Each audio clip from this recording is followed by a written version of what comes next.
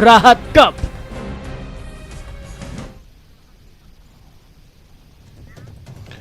नमस्कार, बहुत स्वागत है आपका। प्राइम डिबेट देख रहे हैं आपके साथ में जेपी शर्मा।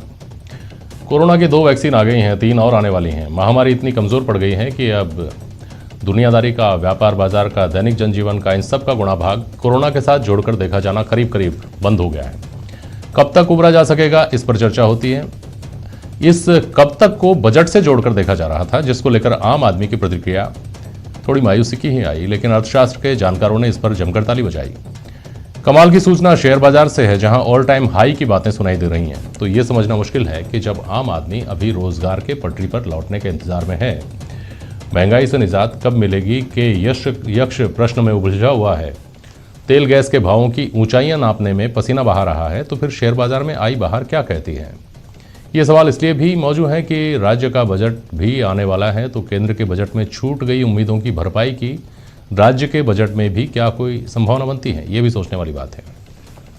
तो आज इन सवालों पर प्राइम डिबेट में बहस होगी कि खात्मे की तरफ है कोरोना, बेरोजगारी और महंगाई भी क्या खत्म होगी?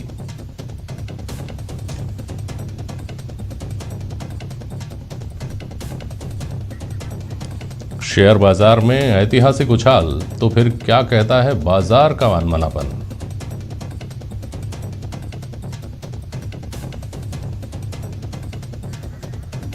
और केंद्रीय बजट में नहीं मिली कोई बड़ी सौगात, अब प्रदेश के बजट में बनेगी बात।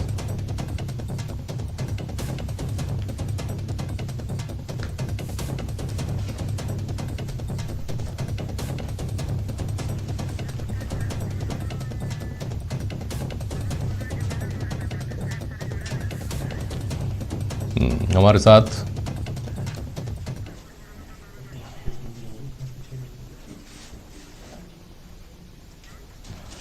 साथ रघुवीर पूनिया हैं, चार्टर्ड अकाउंटेंट हैं, अर्थशास्त्र को समझते हैं बेहतर तरीके से। मुकेश पारिक साहब हैं हमारे साथ, आप भारतीय जनता पार्टी के प्रवक्ता हैं, और कांग्रेस से मेहमान हमारे साथ जुड़ने वाले हैं। रघुवीर पूनिया साहब, शुरुआत करता हूं आपके साथ। ये खबर खुशखबरी हो सकती है कि share market all time high है, लेकिन इस खुशी को वो आदमी महसूस नहीं कर पाता जिसने अर्थशास्त्र की किताबें नहीं पढ़ी हैं, जो ये नहीं जानता कि शेयर बाजार, बीएसई, एनएसई, फला ढिमका, GDP, repo rate, reverse repo rate, तमाम तरह की जो टर्म्स होती हैं, जिनका गुणा भाग आम आदमी नहीं समझता है, जिसकी ज़िंदगी से सीधे सीधे जुड़ी हुई चीज़ों से अगर कोई अच्छी बात निकल रही हो तो ही वो खुश हो पाता है।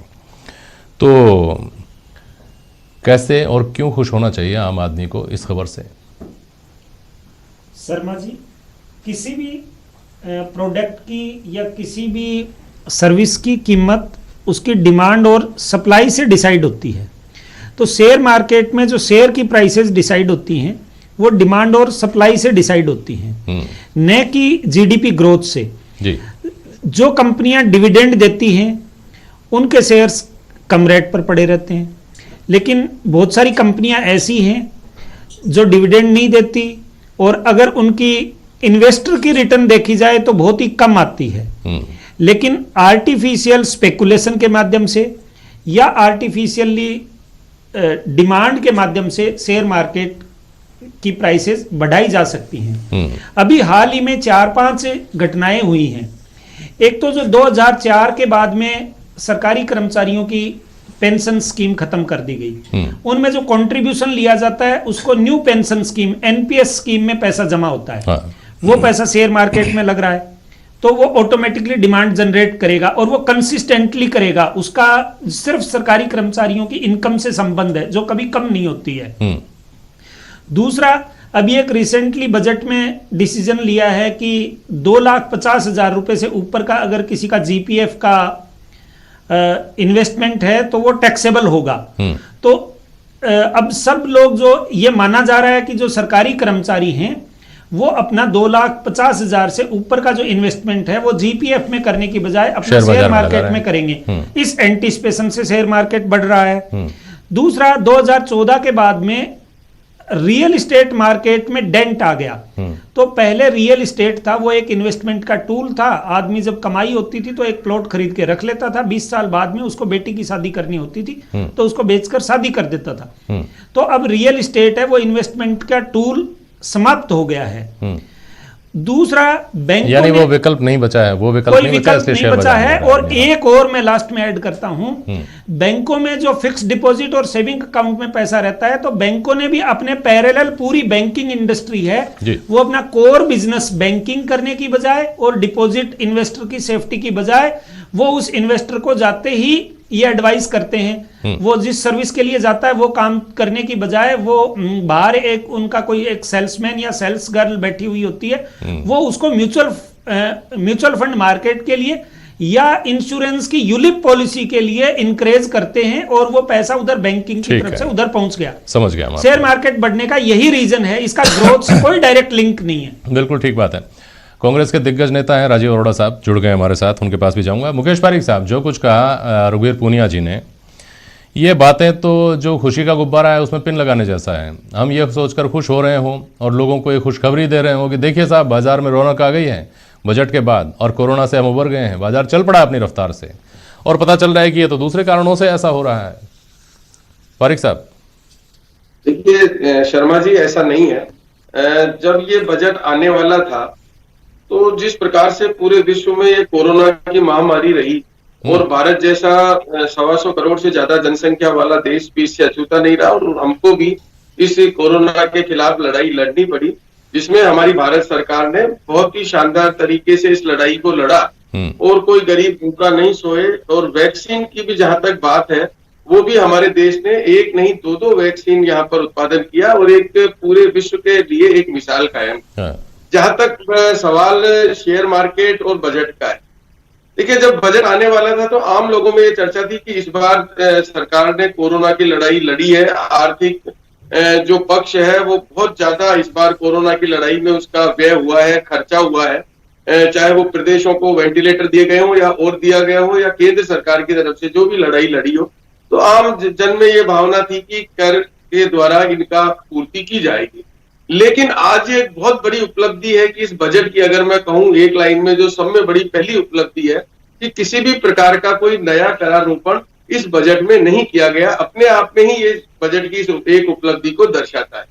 अब आप बात करते हैं जब स्टॉक मार्केट की जब बात करते हैं, अभी हमारे विद्वान मित्र बता रहे थे कि स्टॉक एक्सचेंज में सब तरफ से पैसा लग रहा है। अगर पैसा बाजार में लोगों के पास है या सरप्लस है वो ही पैसा स्टॉक में लगेगा।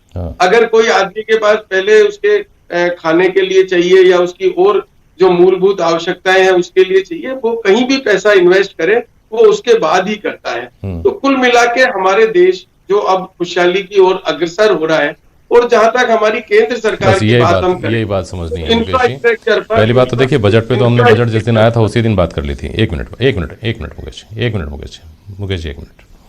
मैं ये कह रहा हूँ आपको, मैं निवेदन कर रहा हूँ आपको कि आपने पहली बात तो ये कही कि नया करारोपण नहीं हुआ, यही बहुत बड़ी उपलब्धि है। तो ये अपने आप में एक बहुत बड़ा सवालिया निशान है कि दुनिया भर के जब तो आदमी कर दे दे करके थक गया है और आम आदमी मध्यम वर्ग अगर इस देश का राहत चाहता है किसी भी सरकार से तो कर से राहत चाहता है। आप कह रहे हैं नया करारोपण नहीं हुआ, बड़ी बात। खैर इस पर बहस हो चुकी। अब आप जो दूसरी बात कह रहे हैं कि आदमी के पास सरप्लस पैसा है तभी तो शेयर बाजार में लगाएगा, ठीक है, पूनिया जी की बात सही हो सकती है कि बैंकों में उसका इंटरेस्ट नहीं रहा, दूसरे निवेश करने के तरीके थे रियल एस्टेट में नहीं रहा, जीपीएफ में ब्याज मिलता था वो उसकी कैप कर दिया गया 2.5 लाख का, तो आदमी के पास पैसा है वो आदमी शेयर बाजार में लगा रहा है। लेकिन मुझे एक बात बताइए पूनिया साहब, फिर मैं मुकेश जी के पास जाऊँ, इस देश की 140 करोड़ लोगों में से कितने लोग शेयर बाजार में इन्वेस्ट करते हैं? कितने फीसदी करते होंगे? 10%, 20%, 30%? इससे ज़्यादा तो नहीं ना पुनिया साहब? 30 भी नहीं करते होंगे। हाँ, जेपी शर्मा जी, जो शहरी लोगों का 30% करता होगा। हाँ, तो फिर मुकेश पारीक साहब ये तर्क कहाँ काम करता है कि लोगों के पास सरप्लस पैसा है और वो शेयर बाजार में जा रहे हैं? हम तो उस आदमी की बात कर रहे हैं ना जो ये उम्मीद कर रहा है कि कोरोना में रोजगार चला गया था, दुकानें बंद हो गई थी, किराए देने के पैसे नहीं थे, काम करने वाले लड़कों को निकाल दिया था, अब सब कुछ ठीक होगा, अब सरकार कुछ बूस्ट करेगी और हमारे घर की रोजी रोटी चल सकेगी। अब हम कहें कि सीधे मछली नहीं दे सकते खाने को, जो कहावत है, पहले तुमको मछली पकड़ना सिखाएंगे, फिर ऐसा माहौल पैदा करेंगे कि मत्स्य पालन हो सके, फिर तुम मछली पकड़ना, फिर तुम्हारा पेट भरेगा। ऐसी स्थिति नहीं है क्या पारिक साहब?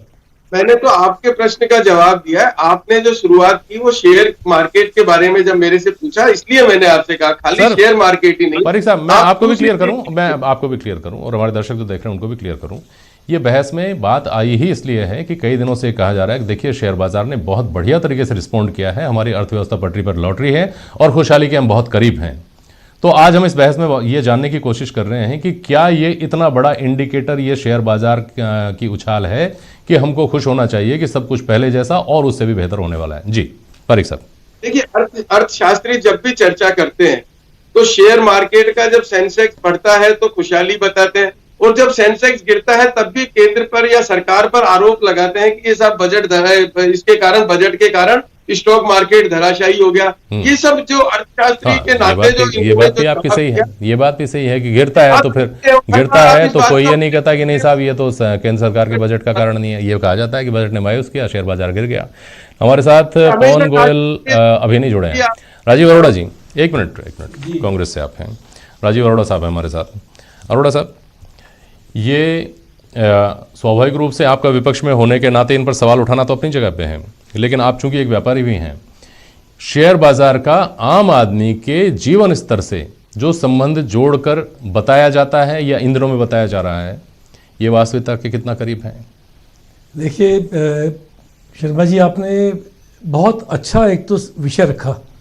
शेयर बाजार का इस देश की वर्तमान आर्थिक स्थिति का कोई भी तरीके से परिचायक नहीं है शेयर बाजार का बढ़ना, क्योंकि मैं बाजार में बैठा हूँ, लोगों के साथ मैं जुड़ा हुआ हूँ।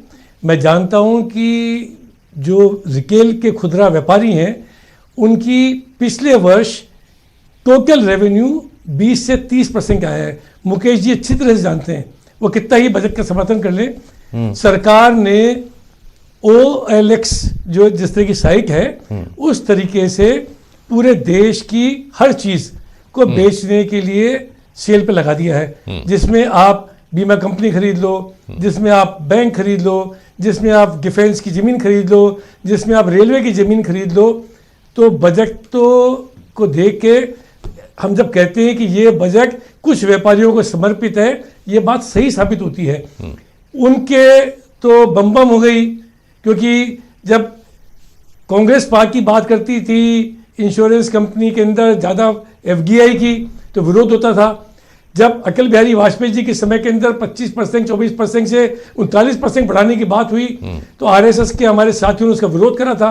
आज 75% हो गई। अगर लोग बाग निवेश करेंगे, बड़े पूंजीपति जो इस देश के बंदरगाह को खरीद रहे हैं, जो इस देश के एयरपोर्ट को खरीद रहे हैं, तो शेयर मार्केट तो चलेगा ही।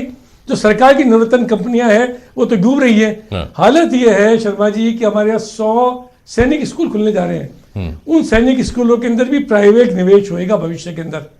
तो क्यों नहीं, क्योंकि जब हम पूंजीपतियों को देश की हर संपदा बेचने को तैयार है, कोई ऐसी व्यवस्था नहीं बची जो पूंजीपतियों के हाथ में नहीं रही हो। शेयर मार्केट चल रहा है क्योंकि जो ब्लू चिप कंपनीज हैं वो इन लोगों के पास है। इनकी दौलत कितनी अकूत रूप से बढ़ी है समय के अंदर, वो इस सरकार की आर्थिक नीतियों के कारण है। इस देश के अंदर मुकेश जी ने सही कहा, कोई नया करारोपण नहीं करा, लेकिन राहत किसको दी? पिछले 1 साल के अंदर सबसे ज्यादा इकोनॉमी जो खराब रही है, टूरिज्म सेक्टर 0 हो गया। हम राजस्थान में बैठे हैं, मैं कल ही बात कर रहा था, दिल्ली से आ रहा हूं मैं, केरल से लेकर राजस्थान की बात करें चाहे जम्मू कश्मीर की बात करें, 8 महीने तक एक भी होटल का कमरा नहीं लगा। होटल का कमरा नहीं लगता है तो ट्रेवल एजेंट नहीं चलता है, कोई ऑटो रिक्शा वाला नहीं चलता है, टैक्सी वाला नहीं चलता है। कोई पैकेज आया क्या उनके लिए? MSME के लिए कोई पैकेज आया क्या? पूरे दुनिया के अंदर फर्लो, पुनिया जी जानते हैं, रघुवीर पुनिया जी, जो फर्लो है उससे लोगों को तनख्वाह मिल रही है घर बैठ के जो लोग काम करते थे। हमारे यहाँ 20 लाख करोड़ रुपए का एक झूठी बात जिसका फायदा किसी को नहीं मिला। आपसे कहा आपका लोन है उसको 6 महीने बाद पे कर देना, लेकिन जो पे नहीं करोगे उस समय का भी ब्याज उसके ऊपर लगेगा। आपने कोई आंसू पोंछने की कोशिश नहीं करी, MSME को भरोसा नहीं दिया, टूरिज्म इंडस्ट्री बैठ चुकी है, जनता दुखी है, करों में राहत मिली नहीं, किसी ने देखा नहीं 1 साल में क्या हुआ है। किसान हमारे देश के जो दिल्ली की राजधानी है उसके चारों तरफ बैठा हुआ है, वो वहाँ पे सरकार से शिकवा कर रहा है। मालूम पड़ता है कि बजट तो के बाद शेयर मार्केट बढ़ेगा, क्योंकि पूंजीपतियों का बजट है ये। ठीक है पवन गोयल जी, देखिए कुछ महीने पहले तक कोरोना का जिस तरह से खौफ था ना, उसमें उत्तर कोरोना युग की एक अलग कल्पना कर ली गई थी और जीवन कैसे पटरी पर लौटेगा धीरे धीरे इसकी बातें की जा रही थी। अब वो खौफ, जैसा मैंने शुरू में कहा, धीरे धीरे ऐसा कमज़ोर पड़ गया है। महामारी जैसी लोगों के वो मतलब एक दूसरों अपनी याद की भरी यादें हैं। मैं व्यापार के लिहाज से आपसे समझना चाह रहा हूँ, जहाँ से हमने बात शुरू की थी, कि शेयर बाज़ार का अच्छे तरीके से रिस्पॉन्ड करना, क्या आप बाज़ार में भी देखते हैं, क्या आम व्यापारी जो है, छोटा व्यापारी जो है, सीधा उपभोक्ता से जुड़ा हुआ व्यापारी जो है, उसको ये उम्मीद जग चुकी है, केवल बजट के हवाले से ही नहीं, ये जो नया इरा है इसके हिसाब से मैं पूछ रहा हूँ, क्या उसको ये उम्मीद जग चुकी है कि बहुत जल्द परिस्थितियाँ सामान्य होंगी, पहले जैसी होंगी या पहले से बेहतर होंगी? गोयल जी। नमस्कार जेपी जी, ये आप सही कह रहे हैं कि आम बजट में आम व्यापारी को और आम जनता को बहुत उम्मीदें थी, क्योंकि आम बजट जब आया है और इससे पहले जो हमने टाइम देखा कोरोना काल का, और जितनी पीड़ा आम आदमी ने और छोटे व्यापारी, मंझोले व्यापारी ने झेली है, उतनी पीड़ा किसी ने नहीं झेली। और वो पीड़ा, इस बजट से जो उम्मीदें थी आम व्यापारी को, छोटे व्यापारी को, इस आम बजट से वो समस्याएं बिल्कुल भी ध्यान नहीं दी गई कि जो छोटा व्यापारी है उसको जो एक सीधी राहत की उम्मीद थी, चाहे से वो टैक्स की बात को लेके हो, जीएसटी की बात को लेके हो, या इनपुट की जो प्रॉब्लम्स आ रही हैं वो और इसमें जटिल कर दी गई हैं। बहुत सारे ऐसे सेक्टर है जिनको छेड़ा ही नहीं गया है।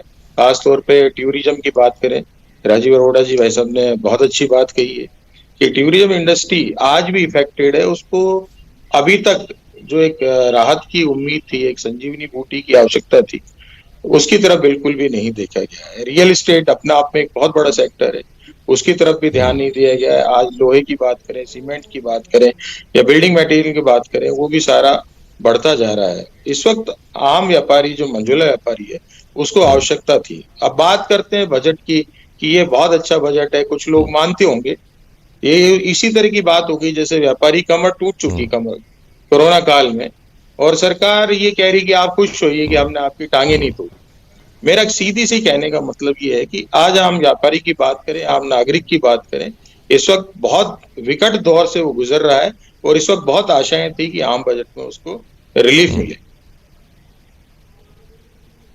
ठीक, राजीव अरोड़ा साहब, ऐसी स्थिति में एक तबका जो कांग्रेस को लेकर ये कहता है कि देश के बच्चे बच्चे से सीधे सीधे जुड़े हुए जो मुद्दे हैं उनके बजाय, जैसे महंगाई, जैसे बेरोजगारी, जैसे कोरोना के बाद में जो ये सब कुछ बेपटरी हुआ है, ये इसके बजाय आप वो मुद्दे जो पैदा होते हैं भारतीय जनता पार्टी की तरफ से, आपके शब्दों में CAA, NRC, चाइना और अब किसान, ऐसे मुद्दों को आप पकड़ते हैं। आप इस बात के लिए लानत तो भेजते हैं भाजपा पर कि देखिए इनकी फ़ोटो देखिए, कैसे इनकी मंत्री उस वक्त सिलेंडर लेकर सड़क पर बैठी थी, कैसे इन्होंने चूड़ियाँ दिखाई थी, लेकिन आप उससे सबक नहीं लेते हैं।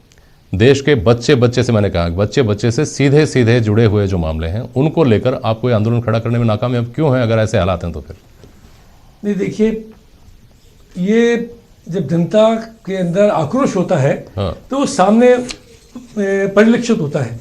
जो किसान आंदोलन है वो उसका एक उदाहरण है। विपक्षी दल इस आंदोलन का समर्थन कर रहे हैं निश्चित रूप से, लेकिन किसान के मंच के ऊपर जाके नहीं बैठ रहे, क्योंकि वो उसको खालिस्तानी, आतंकवादी और सब कुछ बता चुके हैं पूरे आंदोलन को। पूरे देश के अंदर संसद नहीं चल रही है, संसद में जो विपक्ष के नेता हैं वो अपनी बात कह नहीं सकते। ये किसान कानून भी ऐसे ही पास हुआ था, लेकिन पूरे देश में जो माहौल बन रहा है, ये एक ऐसी पार्टी है जो षड्रिक भावुकता के ऊपर वोट लेने का काम करती है। चाहे राम मंदिर की बात हो, चाहे जय श्री राम की बात करो, और चाहे इस बजट की बात करें। तो मैं ये राजस्थान, समय बहुत कम बचा है, मैं ये कह रहा हूं आपको नाम नहीं लिया कि आप उन केरल, आसाम, तमिलनाडु की बात कर रहे हैं खाली, तो आप वहां चुनाव हो रहे हैं। तो ये सरकार ऐसी है जो सिर्फ जानती है कि किस वक्त पे क्या चीज हमको भुनानी है, लोगों को बेवकूफ बनाना है, वोट हासिल करने हैं। अरोड़ा साहब, मेरा जनता सवाल को जो कि आश्वासन देने। सर, मेरा सवाल यही तो है कि मुद्दे ये पैदा करते हैं, विपक्ष में होने के नाते मुद्दे आपको पैदा करना और उनको जनता के बीच में लेकर जाना चाहिए। आपको पहचानना चाहिए कि जनता किस मुद्दे पर हमारे साथ खड़ी हो सकती है। कांग्रेस पार्टी भावनात्मक मुद्दों का जवाब भावनात्मक तरीके से देते हैं आप। पूरे देश के अंदर इस बात के लिए मुखर हुई है, आवाज उठाई है। हाँ। पेट्रोल बढ़ रहा है, गैस बढ़ रहा है, गृहिणी रो रही है, जो आम उपभोक्ता है 100 रुपए पेट्रोल पहुंच रहा है। अक्कड़ बम्बई वो पूरे 100 जो कहते हैं 80 90 पूरे 100 वो हो गया। ठीक है सर। दुनिया के अंदर पेट्रोल के दाम कम हो रहे हैं, हिंदुस्तान के अंदर दाम बढ़ रहे हैं। इस देश के बजट से ये मिला है। जनता इस लड़ाई को देखेगा, अगले चुनाव के अंदर तख्ता पलटेगा। बिल्कुल, ट्विटर से आगे बढ़कर लोगों के बीच में भी इसको बेहतर तरीके से लेकर जाने की जरूरत है। अगर ऐसा है तो पुनिया साहब, समय तो हो गया है, लेकिन आप कुछ कहना चाह रहे हैं, बहुत संक्षेप में बोलिएगा। और राज्य का जो बजट आ रहा है उसमें कैसे रिपेयरिंग हो सकती है, ये भी अगर बता सकें बताइएगा संक्षेप। जेपी जी, मैं बस शॉर्ट में ये बताऊंगा कि पेट्रोल की जो कीमतें हैं उनमें लगभग 60 रुपए सरकार टैक्स लेती है हमसे पर लीटर, जिसमें से 33 रुपए सेंट्रल गवर्नमेंट लेती है, बाकी स्टेट गवर्नमेंट लेती है। और डीजल के ऊपर 50 रुपए टैक्स लेती है, जिसमें से 32 रुपए सेंट्रल गवर्नमेंट लेती है और करीब 20 रुपए स्टेट गवर्नमेंट। मतलब अगर इसमें भी राहत दे दे तो आम आदमी तक वो खुशी पहुंच सकती है जिसका वो इंतजार कर रहा है। और जो सेंसेक्स है जिसमें मात्र 30 कंपनियां हैं, उसके बाद में जो एक अगर मिड कैप और स्मॉल कैप की बात करें तो वो 20% डाउन है ऑल टाइम हाई से। ठीक है, ठीक है, तो सोचने की जरूरत है। समझना तो बहुत मुश्किल है, समझना अर्थशास्त्रियों के लिए हो सकता है आसान हो, आम आदमी के समझ में तब आएगी जब उसके घर तक राहत पहुंचेगी। बहुत शुक्रिया आप सभी का आज प्राइम डिबेट में शामिल होने के लिए। आज के लिए बस इतना ही, नमस्कार।